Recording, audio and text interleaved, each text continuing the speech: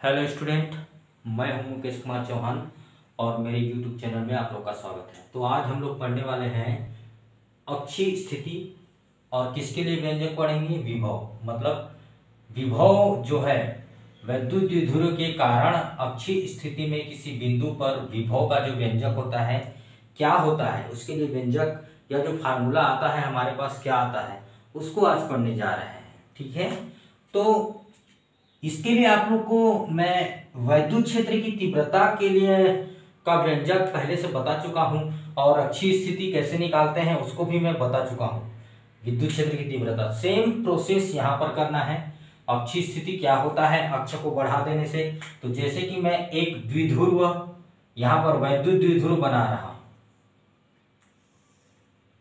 ये मान के चलिए वैद्युत द्विध्रुव है, ये माइनस आवेश है और ये प्लस आवेश है। ठीक है, ये मान के चलिए ये बिंदु ए है और ये बिंदु बी है। ए बिंदु और बी बिंदु पर दो आवेश हैं। इन दोनों आवेशों के युग्मों को हम लोग क्या बोलते हैं? वैद्युत द्विध्रुव बोलते हैं।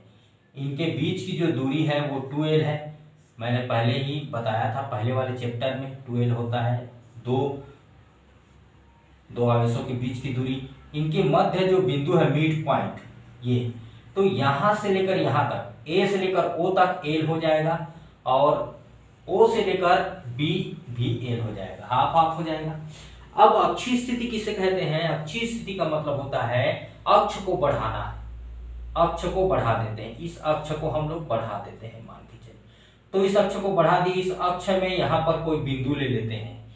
इस बिंदु का नाम है मान के चलिए पी। तो यहां से ओ से लेकर इस बिंदु की जो बीच की दूरी है वो हम लोग ले लेते हैं आर। ठीक है, ओ से लेकर इस बिंदु की बीच की दूरी को हम लोग क्या ले लेंगे? आर ले लेंगे। तब यहां पर इस बिंदु पी पर विद्युत क्षेत्र की जो विभव का जो व्यंजक है वो क्या होगा ये बतलाना है। तो अक्षीय स्थिति किसे कहते हैं ये मैं पहले बता दे रहा हूं। तो बढ़ाए गए अक्ष पर कोई बिंदु होता है जहां पर विभव का हमें व्यंजक निकालना है। तो द्विध्रुव लिख दे रहा हूं मैं। अक्षीय स्थिति क्या है? द्विध्रुव के अक्ष को बढ़ाने पर बढ़ाए गए अक्ष में किसी बिंदु पर विभव ज्ञात करना क्या कहलाता है? हमारा अक्षीय स्थिति कहलाएगा। विभव ज्ञात करना ही हमारा अक्षीय स्थिति कहलाएगा। और किसी बिंदु पर बिंदु आवेश के कारण जो विभव है उसका भी मैं फार्मूला आप लोग को बता चुका हूं। क्या होता है? v = 1/4πε0 q बाई जो दूरी है, जो डिस्टेंस है, जितना डिस्टेंस लेंगे, है ना, जो डिस्टेंस लेंगे वो दूरी, है ना, कोई भी दूरी हो सकता है। मान के चलिए बी बिंदु से हम लोग निकालेंगे तो यहां पर बीपी हो जाएगा डिस्टेंस। ठीक है, तो इसको हम लोग देखेंगे बाद में। पहले इसके लिए व्यंजक हम लोग निकाल लेते हैं। इस फार्मूले को तो हम लोग पढ़ चुके हैं। अब देखते हैं पहला कि बिंदु प्लस आवेश के कारण मैं पहले से ही बता चुका हूं। इसके पहले वाले जो क्लास में बता चुका हूं कि प्लस आवेश वाले वस्तु का जो विभव होता है धनात्मक होता है और ऋणात्मक आवेश वाले वस्तु का ऋणात्मक होता है। ठीक है, तो बिंदु बी पर प्लस आवेश के कारण बिंदु पी पर विभव क्या होगा? ये प्लस आवेश के कारण, ये कर लेते हैं, ये देखिए प्लस आवेश का, तो ये क्या हो जाएगा? 1/4πε0 q बाई यहां से यहां की दूरी। तो यहां से यहां की दूरी बीपी है तो बीपी लिख देता हूं मैं। अब यहां पर निकालेंगे, देखिए 1/4πε0 ये हो जाएगा क्यू। बीपी का वैल्यू कितना है? बीपी कहां से आएगा? अब देखिए इतना में आर में, ये देखिए ओ से लेकर जो पी है वो आर है, तो आर में यदि हम लोग एल माइनस कर देते हैं तो हमारा बीपी आ जाएगा। तो आर में एल माइनस कर दिए, यहां पर बीपी कहां से आया, बीपी इक्वल टू क्या हो जाएगा, ओपी में ओबी माइनस कर दिए हैं तो बीपी आ जाएगा।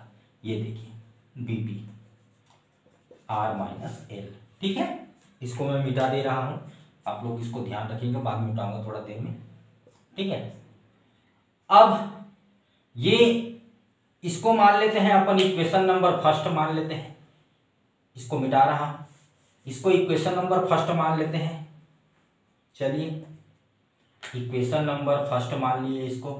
ठीक है, अब यहां पर सेम प्रोसेस हमें कहां पर किस पर करना है, बिंदु, फिर से लिखेंगे बिंदु ए पर माइनस क्यू, बिंदु ए पर माइनस क्यू है, माइनस क्यू आवेश के कारण बिंदु पी पर विभव, पी पर विभव का वैल्यू क्या होगा, तो V माइनस क्यू, ये माइनस आवेश, तो फार्मूला यही हो जाएगा 1/4 पाई एप्सिलॉन 0 क्यू अपान ए से लेकर पी के बीच की दूरी ए पी हो जाएगा। तो 1/4 पाई एप्सिलॉन 0 और ये क्यू, ए पी का वैल्यू कितना है, ए पी मतलब यहां देखिए ओ ए और ओ पी को हम लोग जोड़ देंगे तो आ जाएगा ए पी, कुल मिला के यहाँ पर लिख देंगे आर प्लस ए।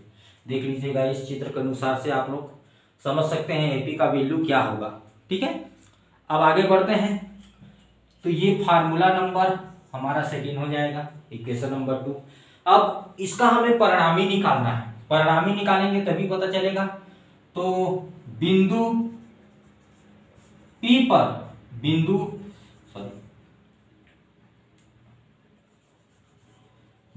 पी पर परिणामी आवेश, परिणामी विभव होगा। तो बिंदु पी पर परिणामी विभव कितना हो जाएगा, V इक्वल टू क्या हो जाएगा, V plus Q plus V minus Q, ये हो जाएगा परिणामी विभव, ये होगा। दोनों इक्वेशन को हम लोग जोड़ देते हैं, तो चलिए दोनों इक्वेशन को जोड़ देंगे तो क्या हो जाएगा, दोनों इक्वेशन को जोड़ेंगे तो V इक्वल टू आ जाएगा हमारे पास, ये देखिए प्लस वाला आया है हमारे पास 1/4 पाई एप्सिलॉन 0, यहाँ पर Q R माइनस एल, ये आ जाएगा। माइनस वाला V माइनस क्यू, ये वाला सेकेंड इक्वेशन से आ जाएगा 1/4 पाई एप्सिलॉन 0 Q अपान R plus L. Same process है, कुछ नहीं करना है। जैसे विद्युत क्षेत्र की तीव्रता, आप लोग को विद्युत क्षेत्र की तीव्रता के लिए मैं इस वीडियो के नीचे डिस्क्रिप्शन में लिंक दे दूंगा, उसको आप देख के दोनों प्रोसेस को समझ सकते हैं, सेम प्रोसेस है। इसी प्रकार चुंबकीय जब क्षेत्र पढ़ेंगे चुंबक वाले चैप्टर में, तो चुंबकीय क्षेत्र की तीव्रता के लिए अच्छी स्थिति में भी प्रोसेस यही रहेगा। ठीक है, तो आगे बढ़ते हैं। तो कॉमन जो फैक्टर है, ये कॉमन फैक्टर है हमारे पास। यहाँ पर एक चीज मैं भूल गया, ये माइनस क्यू आवेश है तो यहाँ पर माइनस चार्ज होगा, ये माइनस चार्ज होगा हमारे पास।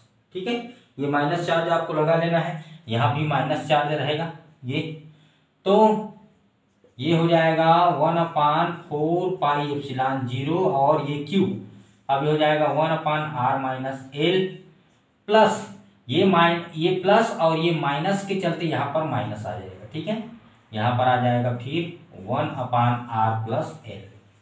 ठीक है, 1/4 पाई एप्सिलॉन 0, यहाँ पर क्यू, ये तिर्यक गुणा करेंगे, ऐसा वाला फार्मूला फिर से पहले बताया था मैं, ऐसा इसको इसके साथ, इसको इसके साथ, फिर इन दोनों को, तो r प्लस एल का 1 के साथ हो जाएगा, इसके साथ 1 के साथ r माइनस एल का होगा तो r minus minus minus plus हो जाएगा, एल हो जाएगा।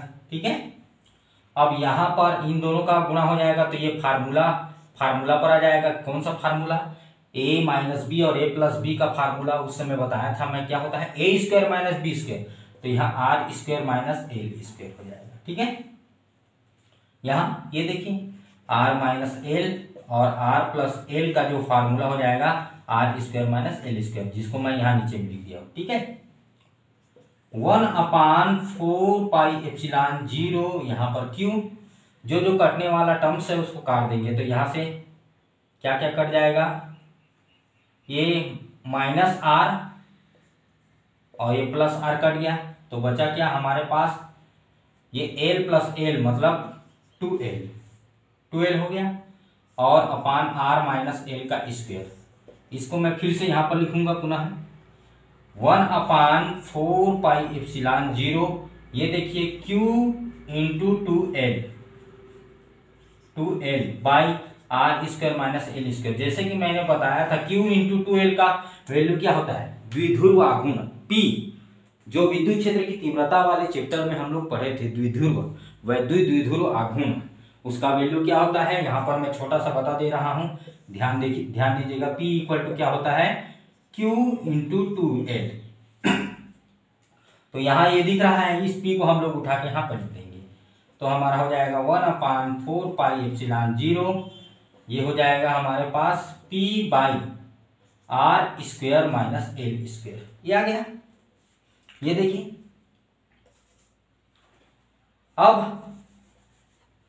अब क्या होगा, ये जो है इसका वैल्यू कितना होता है, Q इंटू 2l। कराने की जरूरत नहीं है, ये द्विध्रुव आघूर्ण है, द्विध्रुव आघूर्ण, जिसको मैं पहले चैप्टर में बता चुका हूँ, विद्युत क्षेत्र की तीव्रता वाले में। ठीक है। अब यहाँ पर V का जो वैल्यू आया है वो कितना आया है, ये परिणामी जो विभव है कितना आया, 1/4πε0, और ये P by R square minus L square. यहाँ पर यदि ये निर्वात के लिए है, निर्वात के लिए है, यदि हम लोग परावैद्युतांक लेंगे तो यहाँ पर क्या लिखना पड़ेगा, यहाँ पर K लिखना पड़ेगा। ठीक है। तो ये वाला जो समीकरण है, ये समीकरण 3 जो है हमारा क्या है, अक्षीय स्थिति के लिए फार्मूला है। ठीक है, अक्षीय स्थिति के लिए फार्मूला है। यहाँ पर आर एल को हम लोग छोड़ सकते हैं, एल को छोड़ेंगे तभी बनेगा, जिसको मैं आगे वाले समीकरण 3 को और आगे करके बता दे रहा हूं। तो इसके लिए हमें मिटाना पड़ेगा, ये इधर वाले को थोड़ा मिटा दे रहा हूं मैं।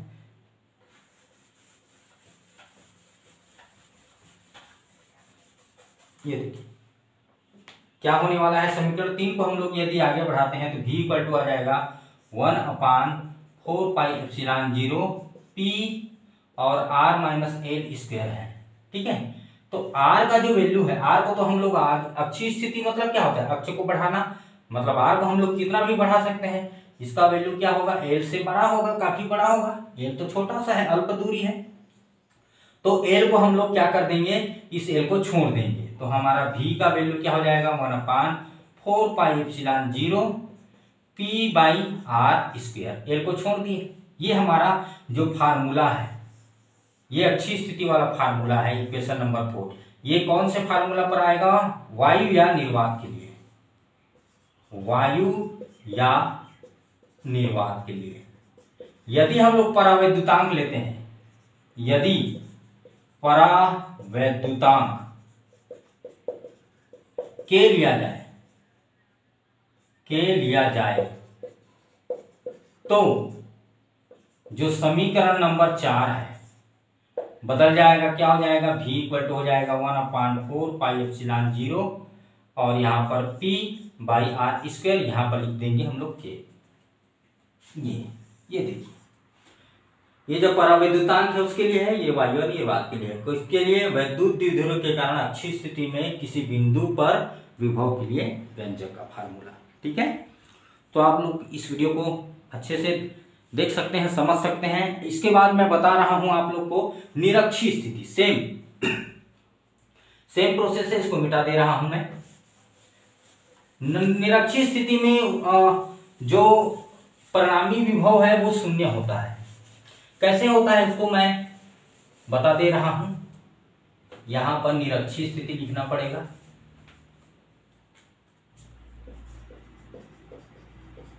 शॉर्ट में बताऊंगा निरक्षीय स्थिति। ये देखिए निरक्षीय स्थिति। तो निरक्षीय स्थिति क्या है, ये हमारे पास दो आवेश हैं, दो आवेश कोई भी ले सकते हैं, जैसे कि हम लोग पहले लिए थे, ये माइनस क्यू, ये प्लस क्यू। यहाँ पर बिंदु ए और ये बिंदु बी, और ये बिंदु जो है ओ है, मिड पॉइंट है। तो मिड पॉइंट से ये रेखा खींच देते हैं ऐसे करके। लंबार्धक रेखा इसको बोलते हैं, लंबार्धक रेखा। और यहां से फिर एक P बिंदु ले लेते हैं यहां पर, इसको भी मिला देंगे इससे, ठीक है। तो इस स्थिति को हम लोग बोलते हैं निरक्षीय स्थिति। लंबार्धक रेखा, लंबार्धक रेखा को बढ़ाते हैं इसमें। लंबार्धक रेखा मतलब मिड पॉइंट जो O है, O से यदि हम लोग उदासीन बिंदु बोलते हैं, उदासीन बिंदु से हम लोग अक्ष को बढ़ा देंगे, उस उदासीन अक्ष को बढ़ा देंगे, तो वहां पर कोई बिंदु ले लेंगे और जहां इस बिंदु पर हमें विभव का वैल्यू हमें पता करना है, तो इस स्थिति को हम लोग बोलेंगे निरक्षीय स्थिति। तो जैसे कि ये L हो जाएगा, ये L हो जाएगा, यहां से लेकर यहां तक 2L हो जाएगा, ठीक है। अब यहां से O से लेकर P की दूरी जो है R हो जाएगी। अब जैसे कि हम लोग को पता है ये समकोण वाला, पाइथागोरस प्रमेय वाला, है ना, ये हो जाएगा आधार, ये हो जाएगा लंब और ये हो जाएगा कर्ण। तो इसका वैल्यू क्या होगा, इसका वैल्यू हो जाएगा R² प्लस L², ठीक है। इसका वैल्यू भी हो जाएगा R² प्लस L², ठीक है। ये सेम हो जाएगा। अब देखिए, अब हमें विभव का वैल्यू पता करना है, विभव के लिए वैल्यू पता करना है कि परिणामी विभव क्या होगा। तो पहले हम लोग प्लस चार्ज के लिए निकालते हैं, प्लस चार्ज या माइनस चार्ज कोई के लिए निकालते हैं, है ना। तो प्लस माइनस चार्ज के लिए निकाल लेते हैं। ये देखिए, माइनस चार्ज के लिए निकाल लेते हैं बिंदु ए पर। उसको जो भी लिखना रहेगा आप लोग लिख सकते हैं शॉर्ट में। क्या लिखेंगे, बिंदु ए पर माइनस चार्ज के कारण बिंदु पी पर विभव का फार्मूला क्या होगा, ये सब हिंदी में आप लोग लिख लेंगे। 1/4πε0 Q बाई यहां से लेकर यहां तक की दूरी, तो यहां से यहां तक की दूरी क्या हो जाएगी, AP हो जाएगी। और ये माइनस चार्ज है इसलिए यहां पर माइनस, ये माइनस Q हो गया। ये 1/4πε0 ये माइनस Q AP का वैल्यू कितना है, A से लेकर P तक की दूरी कितना आ जाएगा, ये देखिए कितना है, R² plus L² under root. तो यहाँ पर हो जाएगा R² प्लस L², ठीक है। ये इक्वेशन 1 मान लेते हैं। अब सेम प्रोसेस हमें किसके लिए करना है, बिंदु B के लिए करना है। तो बिंदु A के लिए था, ये बिंदु A के लिए था। अब बिंदु B के लिए करेंगे, बिंदु B के लिए हिंदी में आप लोग लिख सकते हैं, बिंदु B पर जो है प्लस चार्ज है, बिंदु B पर प्लस चार्ज है। तो प्लस चार्ज के कारण जो आवेश है क्या होगा, 1/4πε0, ये प्लस चार्ज। यहाँ पर प्लस को नहीं लिखेंगे तब भी चलेगा। यहाँ पर दूरी क्या हो जाएगा, यहाँ पर दूरी हो जाएगा BP, ये देखिए यहाँ से लेकर यहाँ तक की दूरी BP हो जाएगा। इसको मैं यहाँ पर लिख रहा हूँ प्लस Q इक्वल टू 1/4πε0 और ये प्लस चार्ज और ये BP का वैल्यू कितना है, R² plus L² under root में है, under root R² plus L², ठीक है। ये इक्वेशन नंबर 2 हो गया। अब हमें परिणामी निकालना है, परिणामी विभव निकालना है। तो कैसे हो जाएगा, परिणामी विभव बिंदु P पर निकालना है, तो ये क्या हो जाएगा, ऐसा हो जाएगा। ये देखिए दोनों को जोड़ देंगे, तो दोनों इक्वेशन 1 को 2 से जोड़ें या पहले लिखें या दूसरे लिखें, उससे कोई नहीं है, लेकिन धनात्मक वाले को पहले लिखेंगे। तो 1/4πε0 Q upon under root R² plus L², ये प्लस का प्लस, ये इक्वेशन, ये माइनस वाले को फिर बाद में लिखेंगे, इसको लिख लेते हैं यहाँ पर 1/4πε0 और ये माइनस Q, तो अब ये हो जाएगा under root R² plus L²। ये माइनस, ये वाला जो माइनस है ये वाला के साथ क्या हो जाएगा, प्लस हो जाएगा। तो ऐसा हो जाएगा 1/4πε0 Q upon under root R² plus L² plus minus minus 1/4πε0 Q upon under root R² plus L²। देखिए ये दोनों सेम है, ये जो टर्म्स है और ये जो टर्म्स है दोनों समान है। क्या है, दोनों समान है। समान है मतलब क्या हो गया, दोनों कट गया, तो इसका वैल्यू कितना है, 0 है। तो परिणामी विभव निरक्षीय स्थिति पर क्या होता है, शून्य होता है। अनअक्षीय स्थिति पर जो फार्मूला मैंने बताया था समीकरण 4 के रूप में वो था, और निरक्षीय स्थिति में परिणामी जो विभव है वो क्या होता है, शून्य होता है, परिणामी विभव शून्य होता है। तो आज के वीडियो में बस इतना ही। यदि मेरा वीडियो आप लोग को पसंद आता है तो बिल्कुल कमेंट करिएगा, शेयर करिएगा, लाइक करिएगा और सब्सक्राइब जरूर करिएगा। तो आज के वीडियो में बस इतना ही। Thank you.